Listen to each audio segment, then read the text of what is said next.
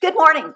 It's a pleasure to be with all of you and really an honor right here, right now. And it's so important that each and every one of you are here today in person or online, because I really feel that our presence signals our commitment to supporting each other, this community, the larger community, and creating new experiences for yourself and in turn the world. And I am Orlinda Worthington, although I forget which name I use, so it says Lusher. That's my legal name, in case any of you are wondering. So when my very first news director, 100 years ago, called me in and said, Orlinda, we need to change your name. Orlinda Lusher sounds like a porn star.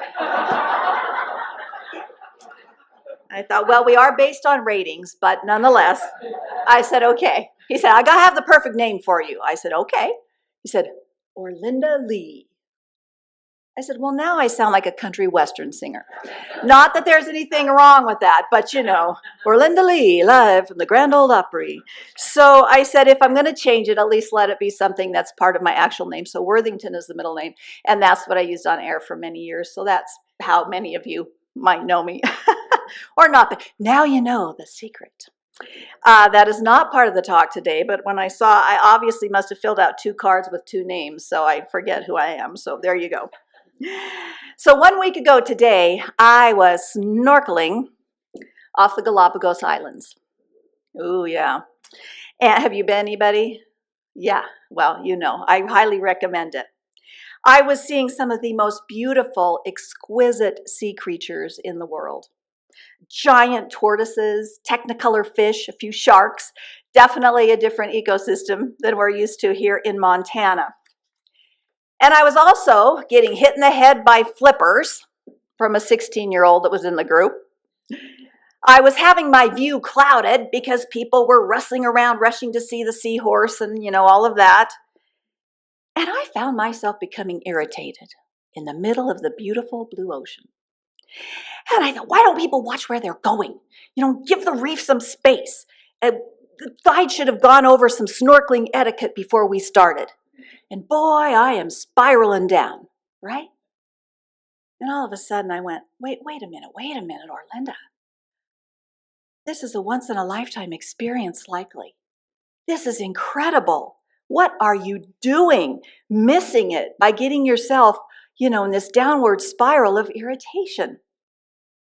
So I thought, just breathe. And if you snorkel or scuba, you know you breathe. You can really hear your breath. So it was like, breathe, float, relax into this experience. And I did that several times. Breathe, float, relax into this experience. And that really helped because I sure didn't want to miss that. And I thought to myself afterwards, as I had my new little mantra, you know what? This is a once-in-a-lifetime experience. This very life, right here today, this moment, is a once-in-a-lifetime experience. Now, we have different beliefs about maybe what happens after we're gone from this experience, but either way, right now, it's a once-in-a-lifetime experience we're having, and we don't want to miss it by getting irritated or dragging ourselves down from those mental thoughts. Now, the good news is I have brought a method with us today to help make a positive choice a little easier, a little quicker. I don't know about any of you, but for me, sometimes I can go right down instead of right up on a little irritation. Probably just me. But it's a very technical form, so, you know, you might want to take a picture or take some notes. Here it is. Okay.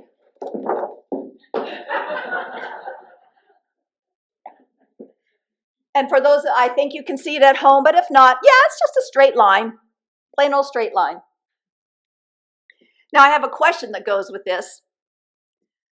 Are you living above the line or below the line?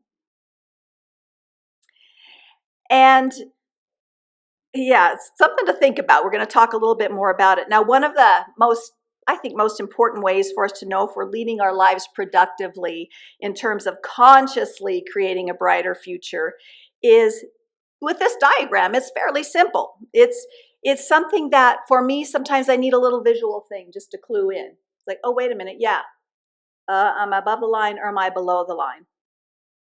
So what we can do, if you were in a little workshop situation, we might write down things like things above the line, or like being open, curious, inclusive, honest, and respectful. And you might have others too. If you think of one, feel free to shout it out. Positive ways of living.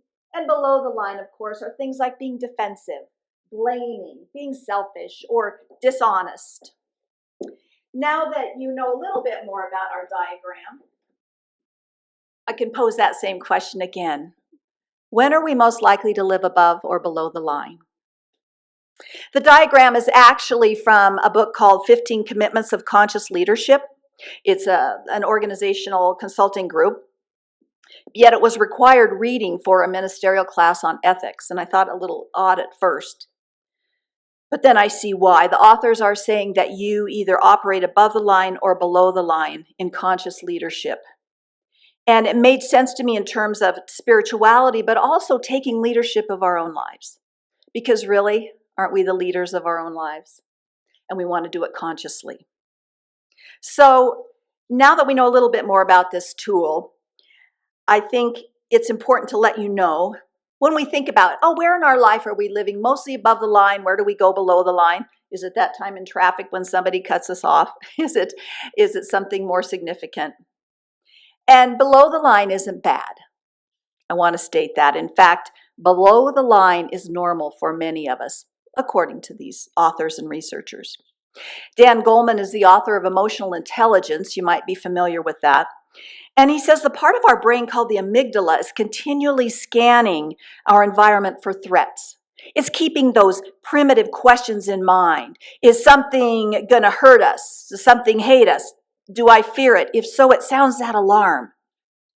And our ancient ancestors, of course, would fight or run or play dead, stand still, depending on what was threatening them. The amygdala was doing its job on an instinctual level to keep them safe, as you probably know. And Goleman says, like our ancestors, our brain still has that part of it that does that. We're scanning for threats. But today, those threats rarely endanger our physical survival. Not so many saber-toothed tigers, although mountain lions and bears in Montana might qualify. Nevertheless, we can have a tough time sometimes telling the difference, at least I can, between a real threat to our body, to our survival, and an imagined threat to our identity or our ego. And I will add in our authentic self. We could see a personal threat simply when maybe our spouse frowns at us. Our boss dismisses us, a friend doesn't respect us, and certainly we can see the images of chaos going in this country and the world right now. And even though there is no physical danger to us, at least right here, right now, in this very present moment, when we perceive a threat to our well-being in any way, we can quickly go below the line. And we don't always choose it consciously. It's nothing to be down about on ourselves. We just do it. We close down, we get defensive, we double down on being right. And we might lash out or blame others because our ego firmly believes that if it's not right, it will not survive. Yeah, we can probably think about that in a lot of context right now. Our ego firmly believes that if it is not right, it will not survive. Now, Goleman adds that the higher the stakes, the more the ego will try to survive by being right. Perhaps that's playing out in places now in our lives. But along the way, the good news is humans have also developed the ability to choose. We get to choose our friends, our people we associate with, and most importantly, we really get to choose the thoughts that we keep. We may not always feel like we have control over those thoughts that pop in our mind, but we really do have a choice to keep those thoughts or what we do with them. Ancient spiritual traditions remind us that really each moment of the day we are making choices that either affirm or deny our lives. Science tells us we are the only species that have the ability of conscious choice. Now, I'm not a scientist, but I've read that a few times, but feel free to check me out. But the only species that really can make a conscious choice, not just based on instinct or survival. So we can do it. New Thought teachings tell us there is a thinking stuff that produces things imagined in thought. So really, no matter your belief, there aren't any outside factors that can force us to feel any certain way. We choose how we respond. We choose how we react to what's been said or done, and that includes the news, as hard as it may be, our partner, or whatever the situation. Now, that does mean that we can all choose to lead with love. We can all choose to lead with consciousness, with compassion, and I know that's the goal of everyone here. I'm thinking so, or you wouldn't be here. We are leaders of the way we live our lives, and I think it's best to be a conscious leader in my life, although I'd like to blame other people every now and then for things, right? But it often takes a willingness and a decision and an effort. Sometimes it doesn't come easy, at least for me, to be conscious about my thoughts. Going low can happen, and that's okay. What's not okay is staying there. Going low is okay. Staying there is not for your best and highest good. So nowadays, we don't have those same threats. Our brain goes first to look for protection and survival and control of circumstances. And, when things in the world seem out of our control, I don't know about you, but that's when I can go to fear of survival, fear of lack of control, and we want someone to be accountable. Yet, I have to remember, we have evolved the ability to choose how we react and what we do with all that information that's coming to us, or even if it isn't coming to us. People used to often say, Orlinda, there's always so much bad news. And I did a little experiment one time. I went back and looked at our rundowns, and I would say, they'd say, last night. And I said, well, did you see the story about the community raising money for the people that lost their home? Oh, well, no. Well, did you hear the story about that? Well, no. And it's funny, we'll talk a little bit about that, why we remember. It seems like the negative more than the positive. And then I always used to say, did your TV come with a remote control? Well, yeah, of course. Use it. Turn it off. Change the channel. It's not a mandatory life thing. Now, I don't suggest that we put our head in the sand and not know what's going on in the world, but sometimes maybe we need to. And if that's a choice, that's okay. Now, some tools for being able to stay above the line. You got to be willing, right? As with anything, you got to be willing. If we're so doubled down on our, I'm not going to change, then that may not work for you. Got to be willing. We got to have a commitment to live above the line. The authors of Conscious Leadership clarify that you can know what your commitment is by what is. By the results, not what you say. And they use the example of what we weigh. They're like, you're committed to weighing what you weigh right now. Oh, it's like, well, wait a minute. No, I'm going to lose 10 pounds. I'm going to get in shape. Well, yeah, that's great, but you're committed. Whatever it is right now is what you've committed to. And it can easily be changed. And that's just an illustration they use. But the result, not our words, is the proof of our commitment. And that's the idea behind it. We can say we want to have peace in the world. Are we really being peaceful within and doing that? So a way to determine at any moment if we're living above the line or below the line, looking what is. And without blame, I suggest we also look around and go, wow, look at how many ways I'm living above the line. I'm here in a great community. Right now, I have a safe, wonderful place to live.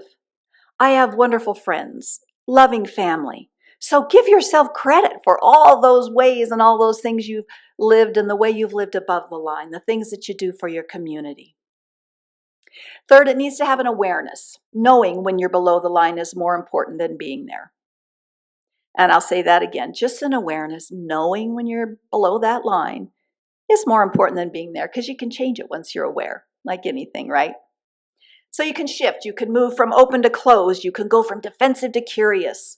You can go from wanting to be right to wanting to learn. And from fighting the survival of that ego, going to a place of security and trust, leading from the heart and not what's happening out here.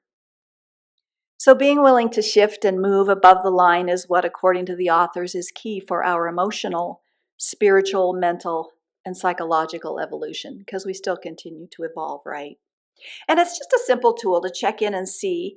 It can be used in interactions with loved ones, as I mentioned, listening to the news, anytime really. News is a good place to practice, in fact. Do you go to anger and blame Or do you move into community action or prayer if that's for you? Or reevaluate your life in some small way?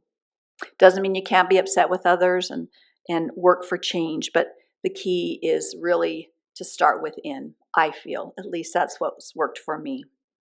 Contrary to the bumper sticker, shift just doesn't happen.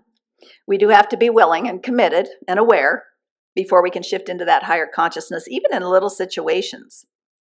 And fourth, I would say I want to invite us to remember we're rarely seeing the whole picture.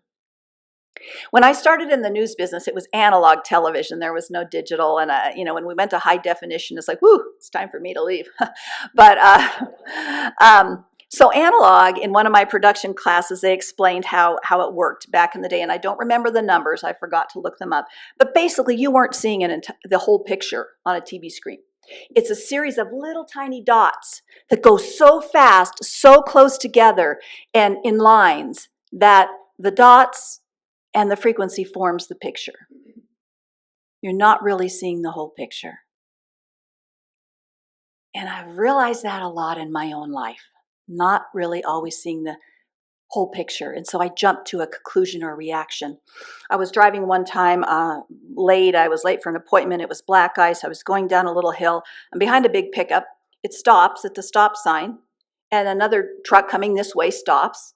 And all of a sudden, the guys get out and start walking towards each other. I'm like, wait, what? Is this why I'm back in Wyoming again? Where guys just stop their pickups in the middle of the road, and chat. I'm like, come on. And I'm just kidding. What are these guys doing? So I did very slowly, because it was very slick, move around the truck, and I see a gentleman laying on the ground. He had slipped and fallen on the ice. These two gentlemen had seen what I could not see. Because I was behind this big truck, I wasn't seeing the whole picture. So I very slowly moved around and went on because he was being assisted, and I thought, ooh, Orlinda. What a lesson. It's interesting, the little lessons that we get in life if we're really aware and pay attention. I've remembered that for years. You never know. You never are rarely seeing the whole picture in TV or in life. So the larger conversation, of course, is about our state of consciousness and how we want to be in our life. Unconscious being cut off from our authentic experience of people and our lives. Conscious means experiencing what's here and now, responding positively, hopefully in the moment, not going below that line to past reactions that come from fear or worry or doubt or greed. And we can also use this, I think, in manifesting, making intention, praying, whatever it is for you for future things. Let's say we want a new job, and we want it because we hate our boss, our coworkers are mean, I don't get paid enough, rah, rah, rah. And yeah, I've been there. But if you manifest, you say, I want a new job because rah, rah, rah, all this stuff below the line, it just may not be, in my experience, as easy to get that new thing you want. You might take some time. You might say, wait a minute, let me try this model. I could shift my reason for my new job. I want one where I feel respected and I respect my coworkers. I want one where I get paid more. Put some positive things in there when you are intending and manifesting what you would like as you move forward. In my experience, it's so important to get to that feeling of what we want to co-create rather than just the words. The words are good, but we want to get to that feeling. It's just like listening to the newscast. You're just hearing words, but a feeling comes up within you, right? What those words bring about. And we can do the same thing for ourselves in a positive way. We can get not just the words, but the feeling of what we want, peace or joy. Sometimes, sounds kind of easy, and it's not always, to set our intention, the experience that we want to desire. But one thing I'll remind us, and this isn't to sound morbid, but we're all going to have less time when we walk out that door today than when we walked in. We never know, but we do know that, right? Even just a few minutes. So that's just a reminder of how very important it is, at least for me, to be in the moment, to appreciate this once-in-a-lifetime experience and how I want to live it. It's not to stick my head in the sand and not know what's going on around me. I don't recommend that. But I also don't want the news of the day or any situation to control me. to control my inner feelings, my inner being, my inner knowing that really I'm okay. This will be okay. If it moves me to action, great. If it simply moves me into doing meditation, prayer, whatever it is to be okay within, that's good. Because this is what we really have, right? So if you find you're not creating such a bright future, you may want to spend some time working with our simple model of below than above the line. I studied religious science for many years, and the founder, Ernest Holmes, says life is constantly seeking its evolution through us, constantly calling to and through us. In order for what's happening in our world to change, something in us has to evolve and shift. And I know we'd like to be responsible for telling everybody else how they should evolve and shift, right? There could be a lot of that happening right now. But truly, it's ourself. That's the only thing we can control and change and shift. So the invitation right now is to be willing to constantly deepen our sense of self, and through every great moment and beautiful sunrise and every challenge, think, where am I living right now? Below or above the line? Things are going to come and go. Situations in this country and the world will change. And I'm not suggesting we ignore injustice. Far from it. I think it seems a very simple form diagram that I showed you. You may think, well, that's a pretty simple message.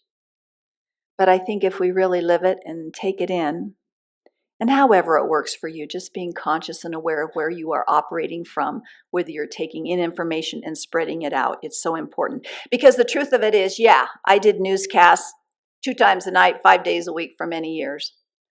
So a lot of people sat there and listened to me. But the very truth of it is, we are all broadcasters. We are broadcasting all the time. With our words, our emotions, our actions. You are more important broadcasters in your life and in your community than anybody on TV.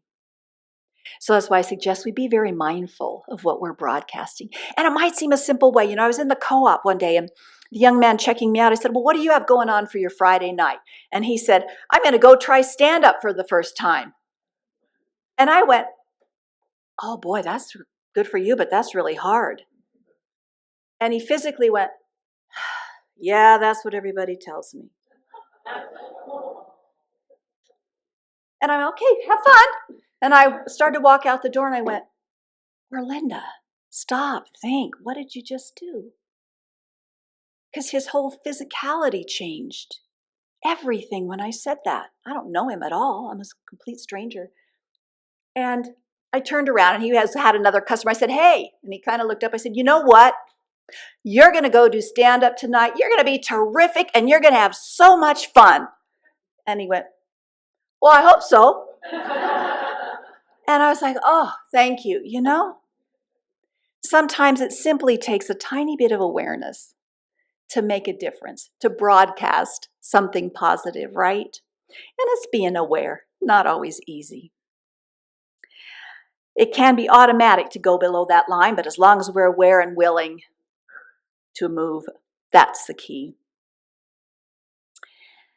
When our first reactions to something out of our control may be anger or blame or fear, just an awareness that, hey, it's that part of our brain that wants to survive. It's that part of our ego that thinks if we're not right, we're not going to survive, and that's not true. So we become willing, committed, aware, and we recognize that we may not be seeing the whole picture.